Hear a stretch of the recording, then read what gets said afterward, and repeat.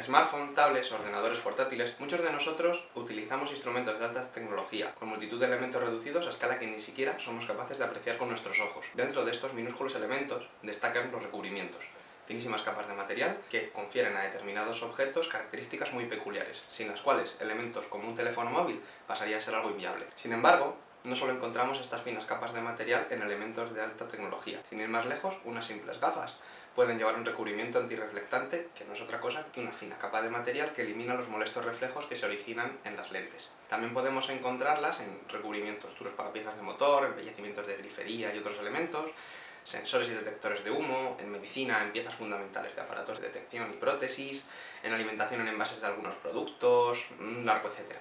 Estas finas capas de material es lo que se conoce como láminas delgadas y recubrimientos. Suelen ser muy finos, imperceptibles al ojo humano. Su espesor se encuentra entre las decenas de nanómetros hasta algunas micras. Para conseguir que las láminas delgadas cumplan una determinada función, se suelen utilizar características muy específicas en su fabricación. Por ejemplo, para un recubrimiento antirreflectante de unas gafas, es necesario que el recubrimiento tenga un espesor muy preciso. Sin embargo, ¿qué es una lámina delgada? ¿Cuándo deja de tener la característica de delgada y pasar a ser un cuerpo o un volumen cualquiera? Pues bien, para responder a esta pregunta tenemos que fijarnos en la composición de la materia a escala atómica. Cuando afrontamos el problema de un cuerpo en 3 dimensiones, un volumen uniforme, asumimos que las propiedades de una pequeña porción de este material se puede extender a la totalidad del volumen. Sin embargo, si disminuimos mucho alguna de sus dimensiones, por ejemplo el ancho, aparecen nuevas propiedades, pues ya no podemos estudiarlo como un medio homogéneo y ahora, en esta dimensión reducida, cada impureza, cada partícula extraña, cada átomo del material puede afectar a su comportamiento. Además, en la superficie de los materiales, los átomos ya no están rodeados por todas partes de otros átomos, sino que carecen de vecinos en la parte externa. Por tanto, las fuerzas que sienten los átomos del interior debido a la presencia de sus vecinos no es la misma que la que sienten los átomos más superficiales. Llamamos lámina delgada a un volumen de espesor tal que las propiedades superficiales dominan sobre las de volumen, o al menos alguna de estas propiedades, la que más nos interese en cada material en cada caso. Además del grosor y los defectos, variando las condiciones de crecimiento, es decir, el método de fabricación, se puede dar a la lámina delgada propiedades distintas y exóticas. Existen muchos y muy diversos métodos de fabricación para conseguir el espesor y las características perfectas de estas láminas y recubrimientos en cada caso. Encontramos métodos que parten del material en fase vapor y dejan que éste se deposite sobre un sustrato. También hay métodos de crecimiento químicos o electroquímicos, en los que se crece una lámina delgada o recubrimiento introduciendo el material en una disolución y muchos otros y muy variados. Uno de los más empleados actualmente es la evaporación térmica, que se realiza, como la gran mayoría de las técnicas físicas, en vacío. Se evapora mediante calentamiento el material deseado y se deja que éste se deposite sobre el sustrato. Que esté tan extendida se debe a que es una técnica muy efectiva, pues permite controlar la temperatura del sustrato durante la deposición, controlar el espesor de la capa depositada y un buen control del material depositado frente a contaminación o impurezas debido a que se realiza en vacío. Sin embargo, presenta ciertas desventajas, pues no todos los materiales se prestan a ser evaporados o no consigue una buena adherencia en algunos recubrimientos. Una técnica que permite suplir estas carencias es la técnica de pulverización catódica o también conocida como spattering, en concreto el sputtering magnetron. Se denomina spattering a la técnica de deposición de un material sobre un sustrato mediante bombardeo del material con átomos ionizados de un gas inerte, típicamente argón, que ha sido previamente confinados en un plasma que se crea mediante alta tensión. El material bombardeado se denomina blanco o target, y el bombardeo provoca la extracción del material en forma de átomos, iones y agregados de distintos tamaños que son dirigidos hacia el sustrato, enfrentado con el blanco a unos pocos centímetros. Para comprender bien el mecanismo de esta técnica, vamos a explicarlo sobre la siguiente imagen. En primer lugar, es necesario establecer una diferencia de potencial entre un ánodo y un cátodo, que suele ser el target, bajo cuya acción son acelerados los iones del gas. La cabeza del magnetrón cuenta con una serie de imanes cuya polaridad genera las líneas de campo magnético como las que se ven en la imagen. Los iones, bajo la acción del campo magnético, siguen la trayectoria marcada por estas líneas, aumentando así la longitud de su trayectoria y con ella la probabilidad de ionizar otras partículas del gas circundante.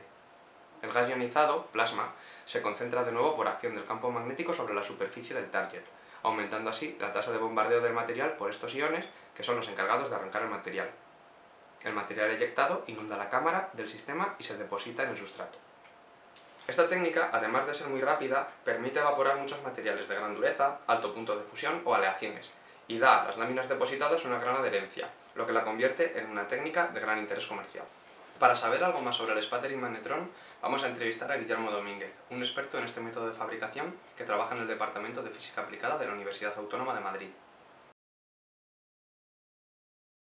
Mi tesis, mi investigación en estos 4 o 5 años consiste en estudiar las propiedades del óxido de níquel, láminas delgadas de óxido de níquel, que es un óxido con muchas aplicaciones químicas en la industria, aplicaciones catalíticas, aplicaciones físicas, ópticas, y lo crecemos con sputtering magnetron, que nos permite un rango de energías muy óptimo frente a otras técnicas, nos permite controlar muy bien el tiempo, la potencia, la presión para reproducir estas láminas delgadas sobre diferentes sustratos, con vista a aplicaciones pues en la industria.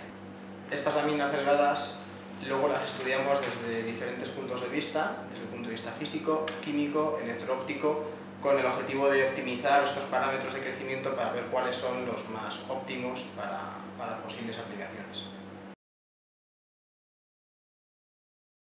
Bueno, las condiciones que tenemos en los laboratorios de investigación son más exigentes que en la industria. Nosotros necesitamos un alto vacío para asegurarnos que la pureza del plasma que generamos y la atmósfera reactiva sea la correcta. Necesitamos una buena limpieza de los sustratos donde vamos a depositar nuestra lámina delgada.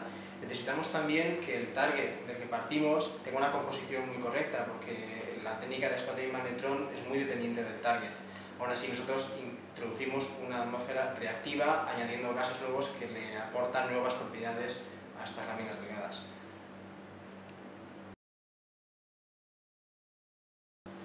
Bueno, el sputtering magnetron tiene la ventaja de moverse en un rango de energías muy concreto, a diferencia de otras técnicas físicas como son el arco catódico, que deposita mucho material a mucha energía y eso, comparado con magnetron, no es tan reproducible como sputtering magnetron, y a bajas energías la evaporación térmica pues tiene muy poca energía. Los átomos llegan con poca energía a la superficie y esto hace que la adherencia disminuya.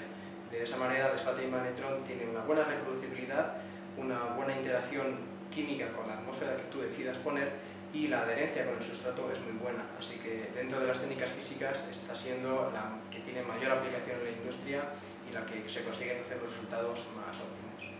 Esta técnica ha producido grandes avances en algunas ramas de la investigación en las que actualmente todavía se está trabajando, y también en aplicaciones comerciales. Por ejemplo, podemos encontrar recubrimientos hechos con sputtering magnetron en los espejos de grandes telescopios ópticos, que requieren de una lámina muy lisa y uniforme, o en detectores, que requieren de una deposición muy rugosa. Esto da una idea de la gran versatilidad de la técnica de sputtering magnetron, pues variando las condiciones de esta, presión, potencia de plasma, distancia del magneto al target, podemos conseguir características muy diversas, incluso, como en el ejemplo anterior, diametralmente opuestas. La investigación en la disciplina de las láminas delgadas y la mejora de sus técnicas de fabricación han permitido grandes avances en muchas y muy diversas aplicaciones durante los últimos años, algunas tan importantes y extendidas como la energía solar y aplicaciones electrónicas.